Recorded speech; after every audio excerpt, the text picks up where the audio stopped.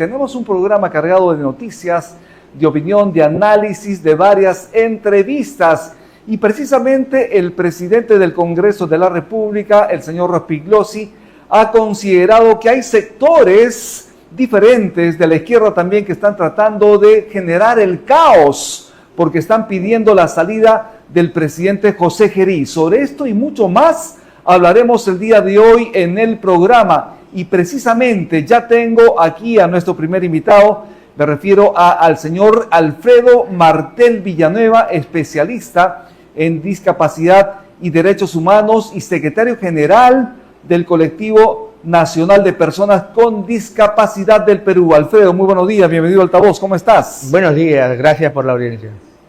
Muchísimas gracias. Alfredo, lo primero, ¿qué opinión tienes tú de lo ocurrido? El presidente de la República, José Gerí, se vio comprometido en una situación bastante complicada, toda vez que se ha reunido con empresarios chinos en un chifa en San Borja, y luego también hay personas que han ingresado al Palacio de Gobierno estando con prisión domiciliaria, por ejemplo, ¿no? En ese sentido, ¿cuál es tu opinión sobre el tema? Bien, es lamentable que en estas situaciones el gobierno se vea comprometido en actos de corrupción, porque existe algunos indicios y elementos como materia de investigación en temas penales, dado que el señor Rospigliosi lo que está haciendo es blindar al presidente Gerí, porque está tratando de justificar, indicando que los sectores de la izquierda, cristiano, izquierda democrática, quieren derrumbar esta gestión, pero en el fondo no es así, porque ya anteriormente estuvo el candidato Enrique Valderrama, indicó que si el APRE hubiese estado en el Congreso hace rato, hubiese sido vacado, censurado, porque con todas esas pruebas e indicios que existe, ¿cómo es posible que un presidente de la República se reúna con empresarios en lugares, digamos, no públicos, tratando temas de negocios de interés nacional? Además, lugares donde obviamente no debería estar el presidente. Podría estar definitivamente, pero debe quedar registrado. Totalmente. Lo mismo ocurrió y en su momento se le cuestionó también al expresidente Pedro Castillo, ¿no? Cuando se reunió, digamos, en el lugar de Zaratea, que además era su búnker de campaña política. Así es, para eso el Palacio de Gobierno tiene toda una estructura orgánica, funcional, donde se pueden tratar temas de todo tipo, índole político, social, empresarial, siempre con las medidas correspondientes y buscando la transparencia, pero cosa que no fue así y por eso está involucrado en actos de corrupción y desde ya pues no se puede permitir que se siga blindando al presidente, ¿no? ¿Crees tú, como lo dice el presidente del Congreso, Fernando Rospigliosi, es totalmente absurdo cambiar de gobierno? La izquierda quiere caos, así lo ha señalado directamente. Yo creo que no es así. Están tratando, como reitero, de justificar, de buscar culpables cuando el Congreso es el único responsable por permitir todos estos tipos de acciones nada lícitas, nada transparentes. Para eso existen los mecanismos de la gobernabilidad, algo que no está sucediendo, ¿no? Keiko Fujimori, como parte también lideresa de Fuerza Popular, ha señalado que no están de acuerdo en la caída, en todo caso, de José Gerí. De esta manera están buscando que Rospigliosi se mantenga en el cargo para manejar el poder desde el Congreso. Sí, se podría decir que sí, porque si bien es cierto, tenemos unas elecciones a puerta, pero eso tampoco no podría ser motivo para que continúe la gestión. Creo que existen mecanismos alternativos, transparentes y democráticos para darle una salida a esta situación. Así es. La comunidad que tú manejas, por ejemplo, el Colectivo Nacional de Personas con Discapacidad del Perú, ¿cómo están opinando esta situación de presunta corrupción en el gobierno? El Colectivo Nacional, en realidad, estamos muy preocupados por estos indicios, elementos de corrupción que existen en el gobierno. Cuando ingresaron, prometieron que iban a servir al pueblo, que iban a trabajar por la gobernabilidad, por la gestión pública, pero ahora se desdice todo esto con los hechos que ellos están haciendo. Por lo tanto, las personas con discapacidad en el Perú somos los más perjudicados porque se vienen vulnerando derechos constitucionales. Ahora, como tú lo has dicho, en esta campaña electoral es importante también saber qué es lo que los partidos políticos van a proponer en cuanto a inclusión, ¿no? ¿Cuáles son los planes respecto a la discapacidad, a los derechos humanos, a las personas obviamente con discapacidad en el Perú? ¿Qué es lo que ustedes están proponiendo al respecto? Como sociedad civil, el Colectivo Nacional de Personas con Discapacidad está planteando reuniones técnicas. Desde aquí aprovechamos este medio para invitar a los candidatos presidenciales a una reunión técnica con el equipo del colectivo, donde se está trabajando políticas públicas que tienen que ser incorporadas en sus planes de gobierno, porque es preocupante en muchos partidos políticos, en sus planes de gobierno no figura la temática de la discapacidad. Imagínense, somos el 10.4% de la población, o sea, 4 millones de personas con discapacidad, y el partido político no lo tomó en cuenta, ¿no? Estamos hablando además de 4 millones de personas en esta situación y un gran porcentaje de ellos votan. Totalmente. Eso es importante, por lo tanto, no solamente por un asunto de clientelismo, sino también por un asunto de empatía, ¿no? Que es que los candidatos presidenciales deben poner los puntos sobre las IES en el sentido del que estamos hablando. Pero, ¿qué proponen ustedes exactamente, además de estas reuniones técnicas? En concreto, en estas reuniones técnicas, para debatir puntos prioritarios que van a servir al colectivo, como por ejemplo en el sector educación. Tenemos un grave problema porque se habla de educación inclusiva, pero cuando un padre va a matricular a su hijo con discapacidad, muchas veces es rechazado. ¿Por qué? Porque el personal no está capacitado.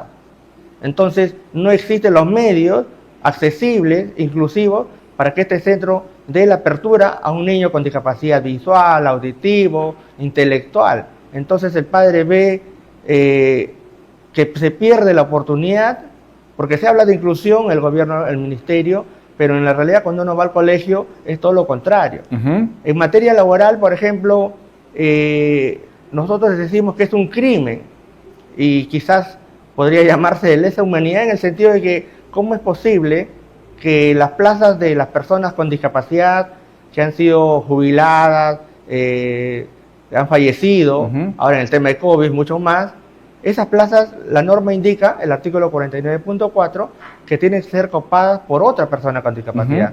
¿Y qué está haciendo la Oficina de Recursos Humanos de las empresas públicas y privadas? Dándole esas plazas a otra persona que no tiene discapacidad. Imagínense, no cumplimos con la cuota y encima eliminamos los espacios que ya han sido ganados con mucho esfuerzo. Eso no se puede permitir. Y para revertir esta situación, ¿ustedes han tenido contacto con autoridades del gobierno? Sí, estamos tocando las puertas del Ministerio de Trabajo, del Ministerio de la Mujer, la Comisión de Discapacidad del Congreso de la República y la Defensoría del Pueblo, porque ellos son los que deben de pronunciarse respecto ante esta vulneración del derecho que existe. Ya, en ese sentido es importante ese acercamiento que deben tener ustedes no solo a las autoridades, pero también deben obviamente ejecutar. En ese sentido deben revertir esta situación donde esos espacios que eran tomados por las personas con discapacidad puedan ser asumidos también por personas en capacidad laboral para hacerlo. Totalmente de acuerdo. Y eso implica otro punto muy importante, el transporte. ¿Cómo es posible, según los informes de los Estados Unidos, de la ONU, de la OEA, indican que el Perú es el país más inaccesible del mundo en transporte para personas con discapacidad? ¿Qué significa esto? A ver, explícales un poquito a la gente cuáles son los principales problemas, las complicaciones que tiene la persona con discapacidad para poder hacer uso del transporte público. Es obviamente importantísimo para poder movilizarse. Totalmente, porque ¿de qué sirve si tiene una oportunidad para trabajar, estudiar y el transporte no es accesible? ¿Cómo llega? O sea, lo que invertiría en taxi sería más de la mitad de su sueldo. Entonces, ¿de qué igualdad, de qué inclusión estamos hablando? ¿Y cómo se manifiesta esta inaccesibilidad? Si bien es cierto, tenemos el metropolitano y el tren eléctrico, que en cierto modo son accesibles. Y se ha demostrado, justamente ha habido una inspección con el CONAI y el ATU a visitar las instalaciones de la estación central del metropolitano, donde se ha levantado un acta y se indica que el 80% de la estación no es accesible. En el sentido que no solamente se trata de que las sillas de ruedas accedan al vehículo, Cuando uno viaja por el metropolitano, los parlantes no funcionan. No funcionan, claro. No existe piso podotáctil, no existe señaléticas adaptadas o adecuadas para sordos y ciegos. Incluso el común general está preguntando para dónde va la letra A, la B, la C y así sucesivamente. Claro, es importante, por ejemplo, esa explicación sonora, ¿no? Los parlantes para que puedan determinar qué paradero viene y obviamente es importantísimo para aquellas personas que requieren de esta atención. Claro, cuando imagínense la población con discapacidad visual, somos el 48.3%, es decir, 1,5 millones de ciegos en el Perú que requerimos de un transporte accesible y lo cual no se nos está brindando, pese que en el contrato de las empresas operadoras del transporte, de acuerdo a la ley, indica que el 5% de sus buses tiene que ser accesible. Los corredores azules, morados, rojos, plomo que existen por la avenida Arequipa, el corredor azul, ellos no son accesibles. ¿Cómo podría subir una silla de ruedas a ese bus? Y además, que en el contrato está obligado. Y además, digamos, la necesidad de rampas especiales para personas que requieren de silla de ruedas, por ejemplo. Totalmente, en cualquier país del mundo, sin ir lejos, acá Chile, Ecuador, México, Argentina, todos los buses, o la mayoría de los buses tienen unos elevadores que no generan mucho gasto en la puerta posterior, en la puerta media. De esa manera se hace accesible el bus. Incluso no es como en el Perú, que existe un monopolio en el transporte. Claro. El metropolitano tiene unos andenes, cosa que en otro país no existe. Así es. El bus para en cualquier lado, en Argentina para en la esquina, presionas un botón y se eleva el elevador y la silla ya está dentro. Entonces, Alfredo, ¿tú has viajado por diferentes países de la región? ¿Conoces la realidad del sistema? sí, yo he estado ahí, no es que me han contado. ¿Dónde has cuentos. viajado? He estado en Ecuador, en Chile, Uruguay, Argentina, Panamá, México y Estados Unidos. Ajá. ¿Y cómo es la situación? ¿En qué países latinoamericanos están de avanzada en ese sentido? Le diría que todos los que he mencionado, comparando con el Perú, lamentablemente estamos mal porque... Pero ¿por qué estamos a la saga? ¿Por qué tenemos que estar rezagados respecto a los diferentes países en este tratamiento que requiere personas con discapacidad? Esa es una muy buena pregunta, ¿no? Porque es la pregunta del millón. ¿Por qué estamos así en comparación de otros países? ¿Qué es lo que nos falta? Nos falta conciencia social, porque la norma establece lineamientos, políticas y estrategias para que sean desarrolladas e implementadas. Pero ¿qué es lo que pasa? Los funcionarios que están al frente de la discapacidad, llámese los ministerios, municipalidades, gobiernos regionales, esas plazas están ocupadas, si no es por médicos, por otras personas que no cumplen el perfil. Y la ley establece, el artículo 6.2, que toda persona en cargo de confianza en materia de discapacidad, que son algo de 3.000 en el Perú, deben de tener una capacidad certificada y experiencia en la materia. Ajá. Pero las personas que están al frente, que toman las decisiones, no tienen ni la experiencia ni la capacidad certificada. Están muchas veces por temas políticos, por favores políticos, porque le hicieron la campaña, pintaron la pared, están en esos puestos, viviendo a costa de la discapacidad y en realidad pues no están justificando ni siquiera su sueldo, los 10, 15 mil soles que ganan en esos puestos, y la discapacidad está como está. Alfredo, y en el sentido, por ejemplo, de la discriminación a los trabajadores en diferentes entidades del Estado y privados también, ¿esto se está normalizando en el país? Es lamentable porque se ha hecho un problema público. El artículo 323 del Código Penal establece que los actos de discriminación, si bien son temas generales que se puede dar a cualquier persona, en el caso de discapacidad es un agravante.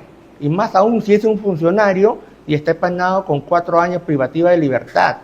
Y frente a ello, no escuchamos al CONAIS, al Ministerio de la Mujer, que es el ente rector, al Ministerio de Trabajo, a la Comisión de Discapacidad del Congreso de la República, al Defensoría del Pueblo, pronunciarse al respecto. Porque hay trabajadores que solicitan ajustes razonables y recursos humanos de los hospitales, los policlínicos, las empresas públicas y privadas, les niegan. ¿Y cuáles son los agravantes de esta norma que tú has señalado, el artículo 323, que habla precisamente de la discriminación e incitación a la discriminación? ¿Cuáles son los agravantes? El agravante es que, uno, que si es una persona con discapacidad; dos, es si es que es un funcionario que comete este tipo de discriminación al excluir, al vulnerar, al negar los ajustes razonables que no generan costos. Muchas veces son temas actitudinales, comunicacionales, ¿no? Como adaptar los medios a la persona, su escritorio, su silla ergonómica, claro, las alturas, los espacios, Violencia, por ejemplo, ¿no? Y se ejerce violencia porque se discrimina, se excluye, porque se habla de inclusión y se deja de un lado. Es una persona ciega, ¿qué va a saber? ¿Qué va a conocer? No se da cuenta. Y no saben que en las personas ciegas hay profesionales, abogados, psicólogos, docentes. ¿Cuántas profesiones tienes tú? Es mi segunda carrera de que el próximo año me recibo de abogado. O sea, estás estudiando Derecho en este momento. Así es. ¿Cuál es tu primera carrera? Terapista. Terapista. Así es. Y eso es importante señalarlo porque además, como señala la ley, cuando se utilizan medios de comunicación, por ejemplo, para agraviar, esto obviamente es un agraviante nuevamente de la ley, ¿no es así? Sí, es importante el conocimiento del derecho y gracias a Dios ya estoy por concluir y me aboco en la defensa y promoción de los derechos de las personas con discapacidad, porque no se puede permitir que funcionarios, por su desconocimiento, de esta manera vulneren derechos fundamentales a las personas con discapacidad, que muchas veces le dicen, ¿por qué no denuncia? Esa persona, ese trabajador con discapacidad, no va a denunciar por temor o miedo a que se le saque. Entonces, para eso estamos los representantes, los dirigentes nacionales, por lo menos para levantar la voz, aunque espero que no tomen represalias, pero esa es nuestra labor, ¿no? Por ética y moral creo que tenemos que defender los derechos de las personas con discapacidad. Importantísimo lo que señalas. ¿Recuerdas tú qué congresista en la historia del Perú efectivamente le puso foco, digamos, a la atención a la persona con discapacidad en el país? Claro, de todos los congresistas que hemos tenido, que son más de 10, el único congresista fue Javier Díez Canseco, ¿no? De izquierda, claro. De izquierda, era una persona conocedora de la temática, especialista, experto en la materia. Poco como él viajó a muchos países donde uno aprende, ¿no? El tema de la legislación comparada y el tema de temas sociales, de conciencia social, de accesibilidad, de inclusión, porque la inclusión ya suena como a un cliché de publicidad. Todos hablan de inclusión, pero en la práctica no son empáticos, no son solidarios. Lo dejan a un lado, lo relegan a la persona con discapacidad, pero hacia afuera hablan de inclusión. Entonces, ¿de qué inclusión hablamos si estamos relegando a las personas con discapacidad? Eso es importante señalarlo, pero adicionalmente a él, a Javier Díez Canseco, ¿otros más han puesto los puntos sobre las IES en este tema? Prácticamente él ha sido el único, si bien, ¿no? Ha sido, Javier si bien es cierto, Canseco. también hubo un congresista ciego que fue Vázquez Gorrio. Okay. También en sus tiempos él empezó con Acción Popular, terminó con el fujimorismo. También fue uno de los artífices de la ley 27050, una de las leyes primigenias de la discapacidad, junto a Javier Díez Canseco. Perfecto. Y otros más que, si bien es cierto, no han tenido tanta relevancia. Alfredo Martel, quiero que te dirijas directamente, o sea, en dirección a la Cámara, para que pueda decirle al presidente José Gerí que tiene que, obviamente, atender a este importantísimo sector en el país y ese llamado de atención también a los candidatos a la presidencia de la República para que incorporen estos temas que son vitales, necesarios, porque estamos hablando de más de 4 millones de personas en esta condición. Sí, yo aprovecho, reitero nuevamente la invitación al presidente Gerí que nos pueda recibir en el Palacio de Gobierno para presentarle propuestas y alternativas de solución a la problemática de las 4 millones de personas con discapacidad, también a los candidatos presidenciales de los 38 partidos políticos, a una reunión técnica para plantearle las alternativas y los temas a tratar en beneficio de la población con discapacidad. Bien, muchísimas gracias, Alfredo Martel, no tenemos tiempo para más, gracias por estar en altavoz. Te vamos a convocar en otro momento para auscultar si es que efectivamente los partidos políticos han insertado dentro de sus programas esta labor tan importante, ¿no? Estas propuestas para atender a un sector tan especial, tan importante en el país como los discapacitados. Muchísimas gracias. Muchas gracias. Muy amable. Estuvimos con Alfredo Martel Villanueva, especialista en discapacidad y derechos humanos. Él es secretario general del Colectivo Nacional de Personas con Discapacidad del Perú. Haremos una pausa en altavoz con Rumi Ceballos en Tribu Televisión, en Movistar y Claro, y regresamos de inmediato.